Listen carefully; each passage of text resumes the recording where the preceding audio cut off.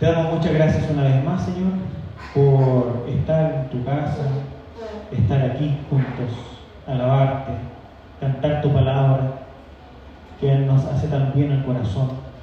Tantas cosas lindas que hemos cantado y recordado, Señor, como ese glorioso intercambio que tú hiciste en la cruz, a través del cual hoy día somos capaces de estar acá y de recibir tu palabra y de buscar esperanza y buscar dirección para vivir.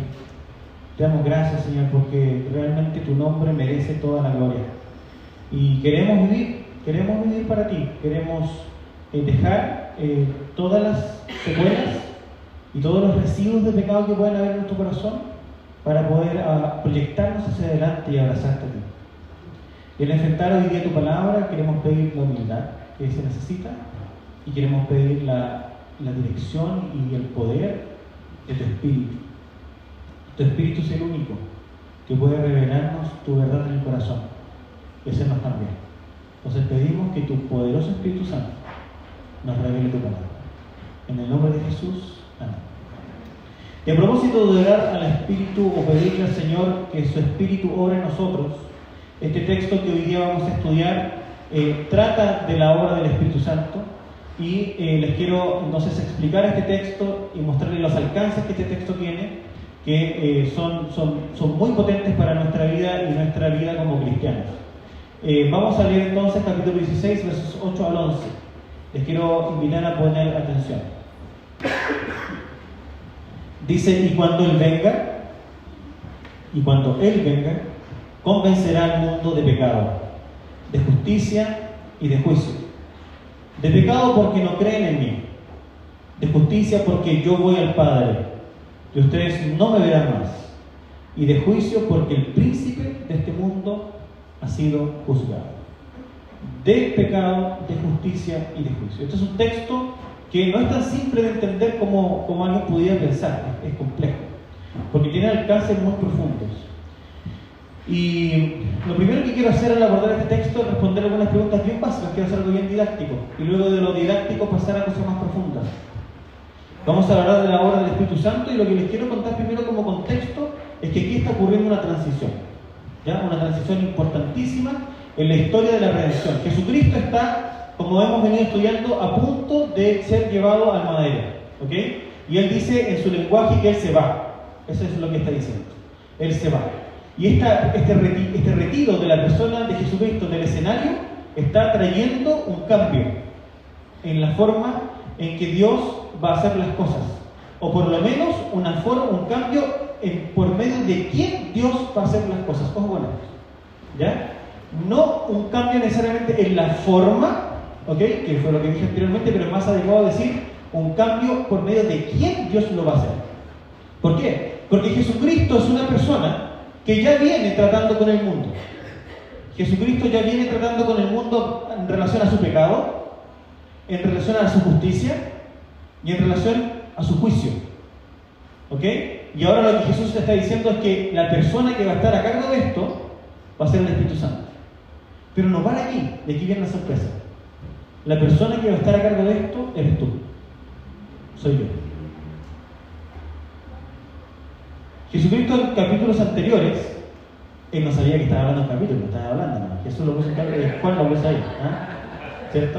Previously in Jesus, anteriormente Jesús dijo: ustedes van a hacer obras más grandes que las mías, ¿o no? Le pregunté: ¿y cómo es eso? Es a través de la obra del Espíritu Santo en nosotros. Jesús es la persona a través del cual hemos aprendido que estamos en pecado. Esa es la persona a través de la cual hemos aprendido que nuestra justicia no sirve. Y esa es la persona a través de la cual hemos aprendido que nuestro juicio es falso. Y el Espíritu Santo, una vez que Jesucristo compre el derecho en la cruz, va a ser un regalo para este mundo y en particular para aquellos creyentes. Y esos creyentes van a ser transformados y empoderados a través de un pasaje que es un proceso de una situación de arrepentimiento genuina que los van a levantar desde su situación caída para entonces entrar en misión con Dios. No sé si lo que estoy diciendo se entiende. Yo sé que para quienes ya han leído la Escritura es más simple, pero también acepto que cuando uno recién se encuentra con esto es difícil de entender. Por ahora entonces yo animaría a las personas que están un poco más confundidas con lo que dije, simplemente a entender lo siguiente. El Señor, a través del Espíritu Santo, quiere revelar a Jesús en tu corazón, para que tú aprendas acerca de tu pecado, tú aprendas acerca de la justicia que tú mismo edificas en tu vida y no te sirve, tú aprendas a tener un criterio espiritual y no humano, y ser transformado en las lágrimas, en tu cuarto, en donde estés, que el Señor quiere humillarte en tu corazón, para hacer de ti un hombre y una mujer nueva, que sirva para la obra de expansión que el Señor está haciendo en el mundo. Eso es lo que tienes que saber. Eso es lo que tienes que saber. Y este pasaje habla de eso. Y la clave está, bueno, en todo el contexto. Yo podría explicarlo a partir de allí, pero quiero darle una vuelta un poquito más puntual para que esto sea más simple y más rápido. ¿Cuándo ocurren estas cosas? Cuando el Señor, el Espíritu Santo venga, ¿cierto? Se está refiriendo a su venida en el Pentecostés, esta era del Espíritu Santo que comienza. ¿Y qué es lo que va a hacer? Y aquí hay que detenerse un poco. Dice la traducción, Él va a convencer, ¿cierto? Él va a convencer. Bueno, la mayor parte de los pasajes bíblicos son simples de entender a partir de las traducciones que tenemos, ¿ya? Y en algunos pocos, cuando uno va al original, es posible llegar a ciertas conclusiones que permiten vislumbrar mejor algunas cosas. Y este caso es este texto, ¿ya? Porque la palabra que está acá es una palabra que implica algo un poco más profundo que convencer, o la razón por la cual se convence. Y quiero hacer aquí esta primera detención y quiero que por favor me acompañen en esto.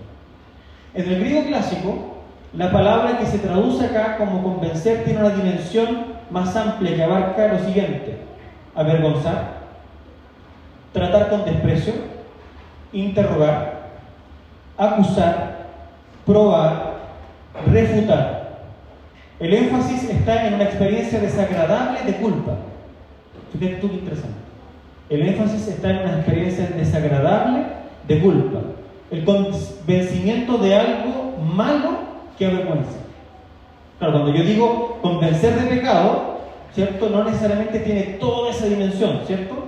Pero en realidad lo que se quiere transmitir aquí es esa dimensión de convencer de algo que está mal, de exponer algo que está mal, reprendiéndote y convenciéndote de esa maldad que está ocurriendo y que está en ti. Esa es la situación. Eso es lo que Jesús viene haciendo. Quiero mostrarles solamente a nivel textual. Hay 18 ejemplos en el Nuevo Testamento, pero déjenme solamente tomar las primeras 2 veces que aparece esta palabra en el Nuevo Testamento para que veamos cómo funciona esa traducción en otros textos, para que me crean lo que estoy diciendo. ¿Ya? La primera está en Mateo 18:15, la primera es que aparece esta expresión. En Mateo 18:15 escuchamos lo siguiente, un texto clásico. Si tu hermano peca, ve y repréndelo. Esta es la palabra. Ve y repréndelo. O sea, ¿cuál es la idea? Anda con tu hermano, exponle claramente lo que está mal, de forma que él pueda sentir vergüenza y culpa por lo que es. ¡Wow! Ese es el sentido, digamos, no tengo por qué disculparme de algo que está allí. Ese es el sentido. ¿Ok? Ve, repréndele, muéstrale la falta, para que él pueda entender el error en el que está. Sigue el texto, a solas. A solas. Y si te escucha, has ganado a tu hermano. ¿Bien cómo funciona esta palabra? ¿Cierto? Y esta palabra tiene que ver con el ministerio de Jesús, con lo que Jesús hacía. Jesús, cuando iba por su ministerio, ¿qué él hacía? Él traía a la luz el error, ¿cierto? Y con su personalidad, con su carácter, quedaba en evidencia que había una invitación a la vergüenza, pero al cambio también. Lamentablemente para nosotros seres humanos la vergüenza es importante, porque lamentablemente a veces estamos tan equivocados y fijos en lo que pensamos que si no somos avergonzados no cambiamos. Y esto es parte del ministerio de Jesús, del Espíritu Santo y nuestro. Segunda vez que aparece el texto está en Lucas 3, verso 19. ¿Ya? pero voy a tomar el 18 para darle contexto. Pongan atención. Y también con muchas otras exhortaciones Juan anunciaba las buenas nuevas del pueblo. ¿Qué Juan? Con el bautismo, ¿cierto? Con muchas otras exhortaciones Juan anunciaba las buenas nuevas al pueblo. Pero Herodes el tetrarca, siendo reprendido por él, por causa de Herodías, mujer de su hermano, y por todas las maldades que Herodes había hecho, añadió además a todas ellas esta, que encerró a Juan en la cárcel. Y esto tiene mucho sentido con lo que aprendemos del Evangelio, porque cuando la luz brilla, los que han nacido en la luz se acercan a ella para mejorar, para desarrollarse en la luz, arrepentirse de sus pecados. Pero cuando la luz alumbra a alguien que está en tinieblas y es propio de las tinieblas, ¿qué es lo que esta hace? Huye, ¿cierto? Se espanta, se enoja, se irrita. Y es lo que está pasando acá con Herodes. Él está enojadísimo con Juan, porque Juan le está declarando en su cara que lo que él está haciendo al tomar la mujer de su hermano es un pecado. Le trae el pecado a la luz, lo avergüenza, ¿sí? Y él entonces se enoja y lo encierra en la cárcel. Pues bien, la obra del Espíritu Santo es esa. Es esa. Es convencernos, convencer al mundo de estas tres cosas. Vamos a profundizar en estas tres cosas. Entonces, ¿de qué convence el Espíritu Santo? Convence o nos convence de nuestro pecado. Nos convence de nuestro pecado. Y esto es más rápido hoy día de trabajar con ustedes porque hace semanas atrás, trabajando esto, hablábamos respecto de lo radicalmente perdido que nosotros estamos. Los seres humanos, por naturaleza, estamos radicalmente perdidos, estamos radicalmente muertos en nuestros delitos y pecados. Nosotros los seres humanos estamos muertos y eso implica que no somos capaces de darnos cuenta que estamos muertos. Ese es el nivel de nuestro corazón tenebroso, el nivel en donde nosotros podemos edificar, construir, podemos aparentar cierta justicia, aparentar cierta bondad, aparentar que estamos haciendo las cosas bien, pero por debajo nuestro corazón está manipulando. Y el ser humano es incapaz de salir de esa dinámica por sí mismo. Somos incapaces de salir. Miren qué interesante, somos capaces de sentir remordimiento por algo. ¿Sí? Somos capaces de avergonzarnos porque públicamente nos trae una desventaja y nos hace parecer mal delante del resto. Pero eso no tiene que ver necesariamente con convencernos de pecado, porque el pecado es contra Dios. Cuando David peca, dice: contra ti, solo contra ti he pecado. Y la clave acá de la obra del Espíritu Santo y la obra de Jesús era convencer a su público, convencer a su entorno de que los pecados eran en contra de Dios, en primer lugar. Claro que tienen consecuencias sociales, pero acomodarse socialmente no tiene nada que ver necesariamente con arrepentimiento. Y eso es algo que solo Dios puede hacer, solo el Espíritu Santo a través de la palabra de Jesús puede hacer en nosotros. Nadie más lo puede hacer. Nadie más puede hacer esa obra.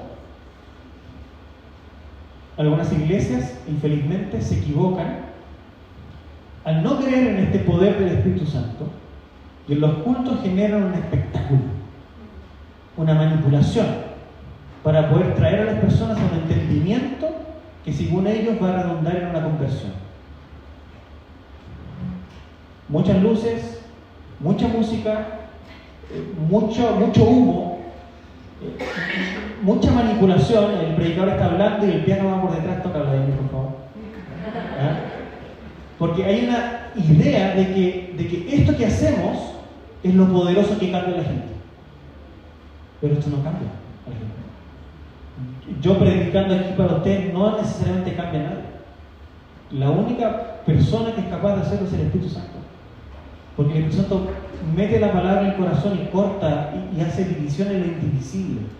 Esa es una obra quirúrgica espiritual que nadie puede sustituir, ninguna iglesia, ningún método. Eso nos hace descansar también en Él, pero también nos hace reconocer que nuestros errores personales, nuestros pecados, están arraigados en una obstinación que necesita ser avergonzada. Y ahí quiero entrar en el área chica contigo y conmigo. Porque nosotros erramos, nos equivocamos, pero no solo eso, nosotros pecamos. Y nosotros necesitamos entender que debemos arrepentirnos. Y para eso necesitamos el Espíritu Santo. Necesitamos su obra. Necesitamos la palabra, porque el Espíritu Santo aplica la palabra. Con la palabra hace un trabajo en tu corazón. Y si tú estás por un camino de desvío, de maldad, en donde te está ganando tus emociones, tus sentimientos, tú necesitas ir a Jesús, porque Él es el único capaz de cambiar tu corazón. Ahora, ¿qué es lo que Dios hace con sus hijos? ¿Qué es lo que Dios hace con su pueblo? Si es necesario humillarlo, lo hace. Eso es lo que hace. Ojalá que no pasara, ¿cierto? Hay un salmo, creo que dice: bueno me hubiese sido haber conocido, respetado tu palabra. Salmo 119, no me acuerdo bien del versículo. Porque no hubiese sido avergonzado, mis pies no hubiesen resbalado. Pero finalmente es mejor resbalar y ser humillado que perderse. Y el Señor tiene una obra con este mundo de mostrar el pecado, pero particularmente con los escogidos, de hacerlos volver del error a través de esta obra del Espíritu Santo, mostrando a Jesús, quien cargó nuestro pecado en la cruz. Es por una parte exponer, pero por otra parte sanar. Tenemos que arrepentir.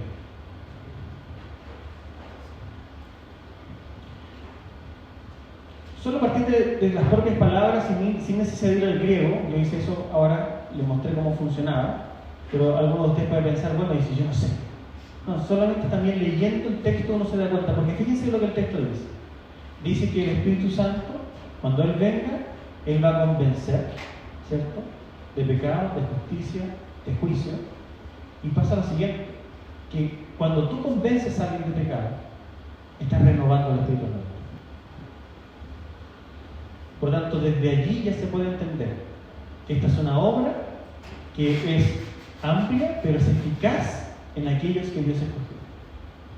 Y que Dios está orando con ellos, avergonzándolos, llevándolos a una renovación para su gloria, para que ellos salgan de ese estado de perdición y nosotros podamos ir al encuentro con el Padre y ser sanados y tratados por Él y vivir en una filiación correcta en donde disfrutemos verdaderamente de nuestra posición espiritual.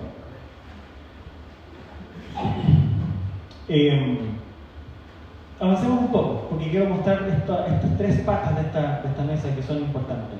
Una parte el pecado, otra parte la justicia. Ya nuestro pecado. Segundo, nuestra justicia. Y el mundo es culpado de una justicia insuficiente. El Espíritu Santo nos convence de que nuestra justicia no basta. Miren, por ejemplo, la justicia judía cómo funcionaba. Ocupemos solamente el Evangelio de Juan. Ya llegamos al capítulo 3. ¿Y qué es lo que el judío idolatraba como su justicia? El templo, en el capítulo 2. En el capítulo 2. ¿Okay? El judío tradicional veía en el templo estaban sus pretensiones.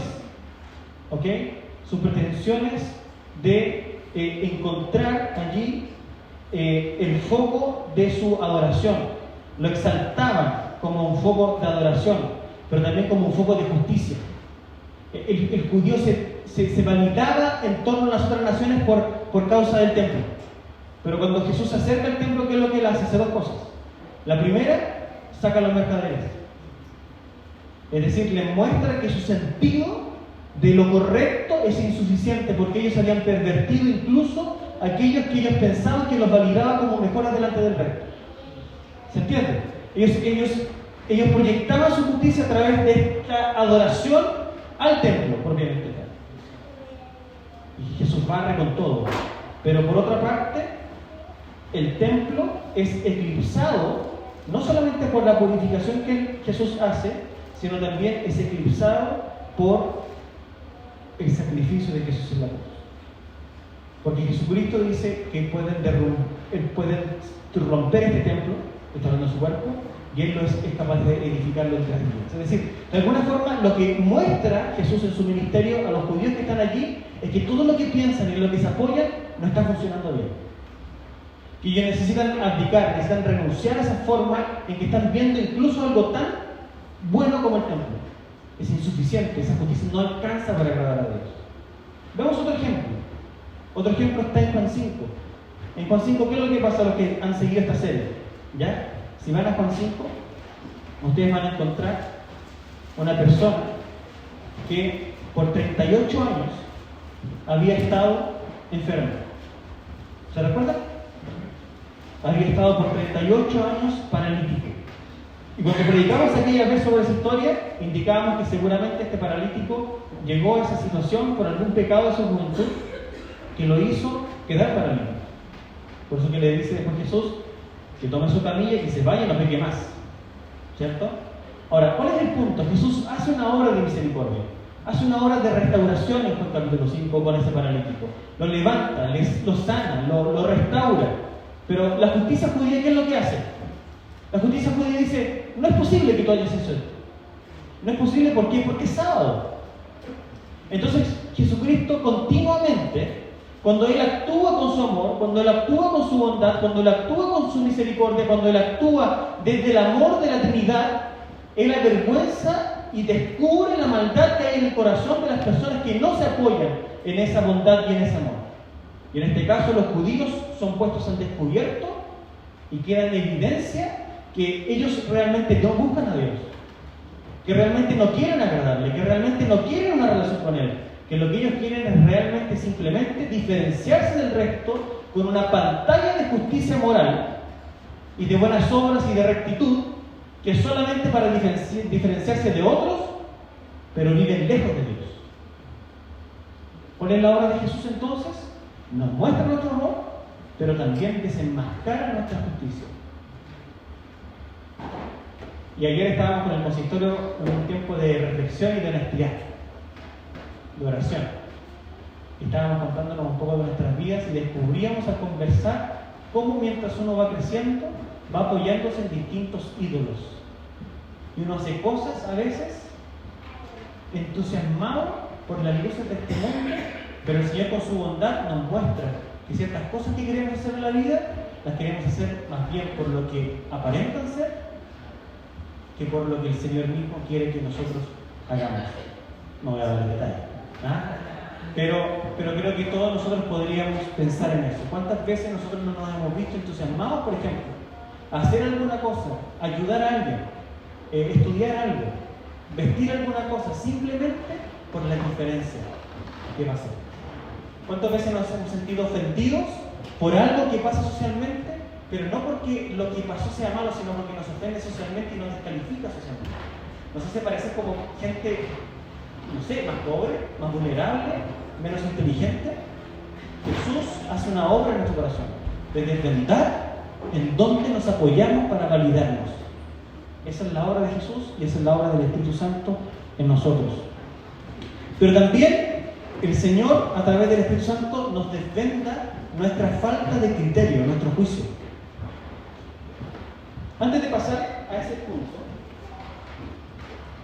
permítanme volver allí a 16 y dice lo siguiente: convencer al mundo de pecado, porque no creen en mí. Es algo que no abordé, ¿ok? Y ahí estaba el argumento de por qué es importante la obra del Espíritu Santo, porque en nosotros no es natural la fe. La fe alguien la debe producir, ¿cierto? Entonces no es simplemente apuntar el error, sino colocar también la esperanza en lo correcto. Eso significa colocar la esperanza en Cristo. Por eso que la obra del Espíritu Santo es no solamente mostrarnos el error, sino llevar nuestra fe a Jesucristo para que Él nos restaure. Un punto que había saltado que es importante, pero después sigue el texto: de justicia, porque yo voy al Padre y ustedes no me verán más. Y ahí entonces Jesús sí explica por qué ahora es el Espíritu quien debe hacerlo y ya no Él, porque Él se va y el Espíritu es quien nos mostrará. Y aquí hay algo muy importante, porque hay un ejemplo que yo noté que quiero pasar rápidamente por él, pero ustedes se pueden recordar rápidamente cuando incluso Pedro quería aparentar ser más justo de lo que él era, y él intenta que en Galacia algunas personas se circunciden para poder ser aceptados por la iglesia judía. ¿Se recuerda cuando Pablo va y le dice: no es lícito, ¿cierto?, que tú siendo judío, ¿cierto?, obligues a los gentiles a circuncidarse? Entonces, y Pablo dice que viendo el error de Pedro va y lo reprende. Ahí nosotros podemos ver en ejercicio este mismo texto y esa idea de transición entre Jesús El Espíritu Santo y nosotros. El Espíritu Santo ocupa a Pablo para hacer una labor de llevar a Pedro al arrepentimiento. Y él está validándose en una justicia que no es la de la cruz. Y entonces Pablo lo reprende para que pueda volver al camino del Evangelio, al camino correcto. Ahora sí puedo avanzar al último punto, que es el juicio. Y dice de juicio porque el príncipe de este mundo ha sido juzgado. Permítanme, por favor, que vayamos a Juan capítulo 8. Juan 8, 42. Juan 8, 42.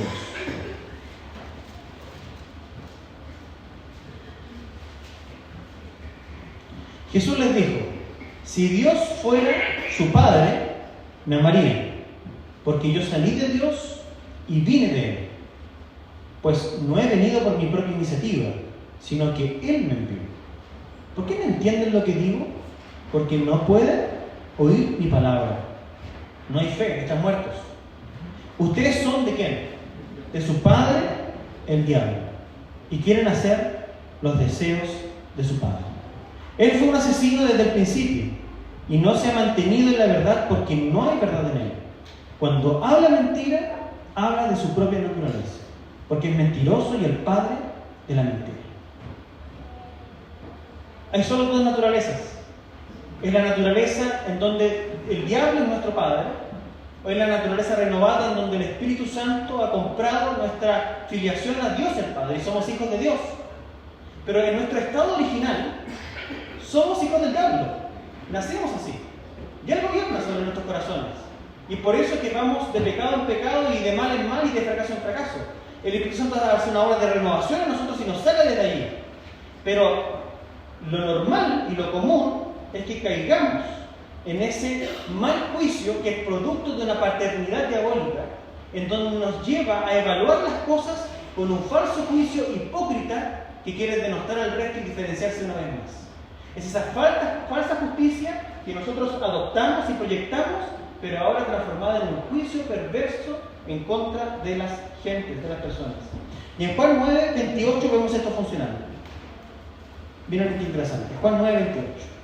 Entonces lo insultaron y le dijeron: tú eres discípulo de ese hombre, pero nosotros somos discípulos de Moisés.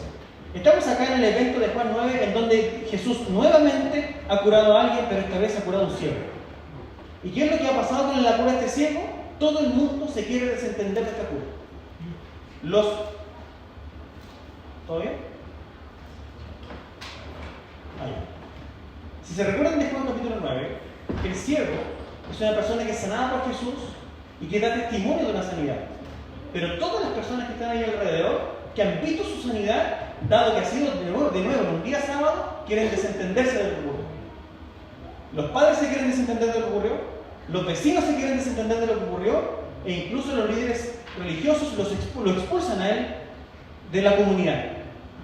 Quieren desentenderse. ¿Por qué? Porque entenderse con él significa aceptar a Jesús. Y no queremos estar con Jesús. Hay un criterio que está retorcido en la mente y en el corazón.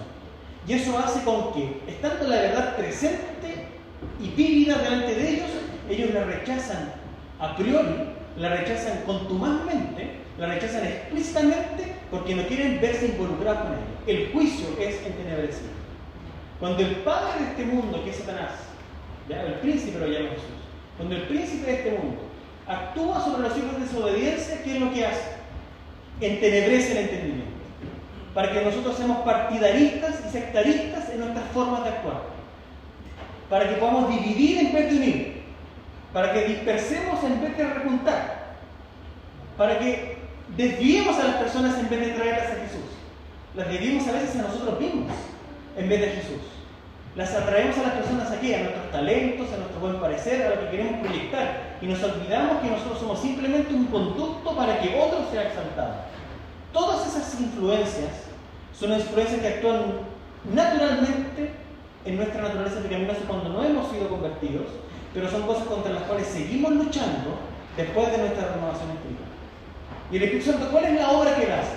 Mostrarnos que nosotros muchas veces erramos en juicio, que muchas veces juzgamos por apariencia, que muchas veces juzgamos por lo que olemos o sentimos, según nuestros caprichos, no conforme a la palabra. Y dice acá interesante el texto que el Señor manda al Espíritu Santo a convencernos de juicio, de nuestro juicio malo, porque el príncipe de este mundo ha sido juzgado. Es decir, fíjense cómo siempre hay una parte negativa y una parte positiva. La parte negativa es darnos cuenta de que a veces nuestro juicio falla, de que nuestro juicio es partidarista. Pero ¿cuál es la parte buena? Que también nos muestra que ese es un mal negocio para nosotros. Que juzgar de esa forma, que discriminar de esa forma, que juzgar según la carne, es un partido equivocado que nos va a llevar al fracaso. ¿Por qué? Porque el padre de ese partido está derrotado. Satanás está derrotado. Y hacernos parte con algo que está mal, hacernos parte con una balanza deshonesta, ¿sí? Hacernos parte con algo que está juzgando y aplicando un mal criterio, es hacernos parte con el padre de la mentira que está condenado al fracaso. Pero asociarnos con la verdad, asociarnos con el Espíritu Santo en su obra de renovación y de justicia y rectitud en el Evangelio, es jugar para el partido y el equipo ganador. Y esas cosas nosotros como hijos de Dios las debemos abrazar.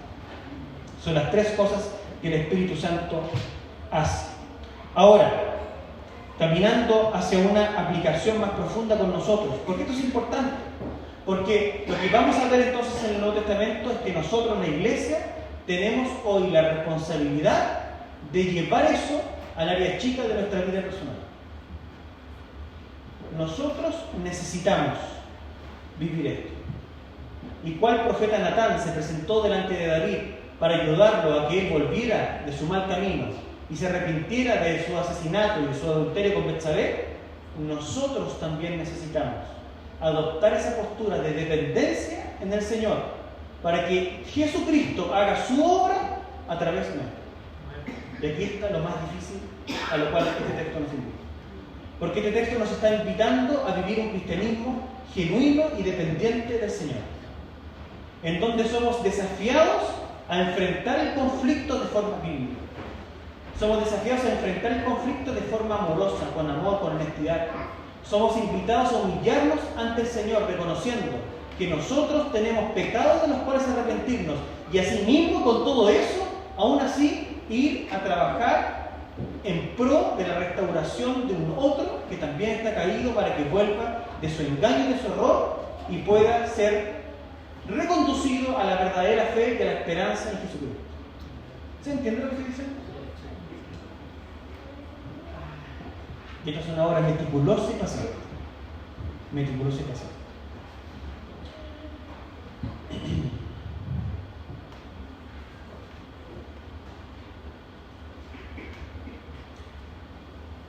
Quiero terminar diciendo lo siguiente.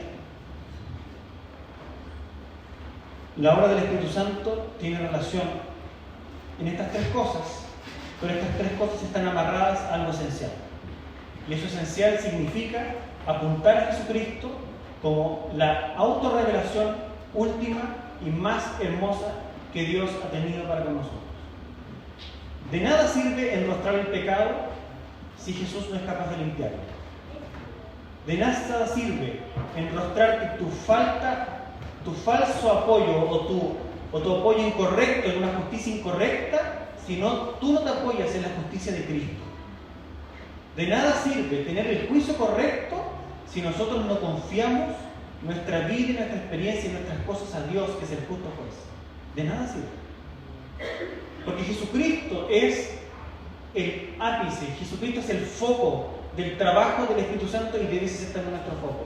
Y aquí hay dos cosas que se implican y con esto termino.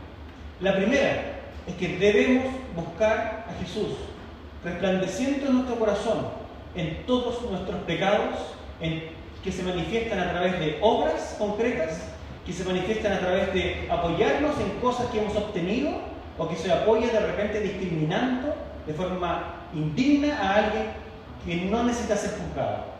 Necesitamos, cuando nos encontramos en un camino desviado, en donde estamos dispersando, en donde estamos dañando más que, estamos, como dice, dispersando más que recogiendo, necesitamos ir a Jesús arrepentirnos y que Él brille en nuestro corazón. Eso es lo primero. Pero lo segundo, necesitamos también la intrepidez y el poder del Espíritu. ¿Por qué? Porque es imposible hacer esta obra con amor para nuestro prójimo si el Espíritu Santo no nos llena y no nos dirige. Porque esto no se trata también, esta invitación de la obra de Jesús y del Espíritu en nosotros, no se trata tampoco de ir como un valiente de David, a cortar todo lo que es impuro. Fíjese que interesante cuando Jesucristo actúa en el Nuevo Testamento, no siempre Él está, muy rara vez Él está enfadado. Él normalmente su reprensión la hace a través del amor. Su reprensión la hace a través del cuidado, su reprensión la hace a través del acompañamiento. Y su reprensión nunca va desacompañada de su presencia. Siempre Él está allí, siempre Él está disponible, siempre está presto para poder apoyar. Por lo tanto, somos invitados a una dinámica de vida como iglesia que hoy día se requiere en nuestro mundo, se requiere en nuestra familia, pero implica también nuestra más profunda humillación espiritual para que el Espíritu Santo habite en nosotros y sea poderoso en nosotros, en nuestro actuar. Esta palabra es difícil, es profunda, pero les quiero invitar a reflexionar en ello para que nosotros también podamos hacernos parte de esto que es propio de Jesús, pero también es propio de todos los hijos de Dios en los cuales habita el Espíritu Santo. Les quiero invitar a hablar. Señor, delante de este texto queremos darte gracias porque Jesús es quien, a través de su Espíritu, nos concede la gracia del arrepentimiento. Y queremos pedirte que nosotros como iglesia y creyentes crezcamos en nuestro arrepentimiento de nuestras obras, de nuestra justicia y de nuestro juicio. Y que Jesús sea más potente en nosotros y en nuestros corazones. Ayúdanos también, no solo a arrepentirnos, sino ayúdanos también a poder obrar, a poder batallar, a poder abrazar el ministerio de la reconciliación, que implica llevar a Jesús a otros, a este mundo perdido y también a hermanos en la fe que eventualmente pasan por momentos de dificultad y distracción, en donde somos llamados, oh Dios, a contribuir con amor, somos llamados a edificar, somos llamados a la restauración. Gracias por la obra del Espíritu Santo, gracias porque tú lo dejaste para que continuara tu obra, y Él hoy día está con tu iglesia, Él está con nosotros, y confiamos en que Él nos guiará a toda verdad y a toda justicia. Amén.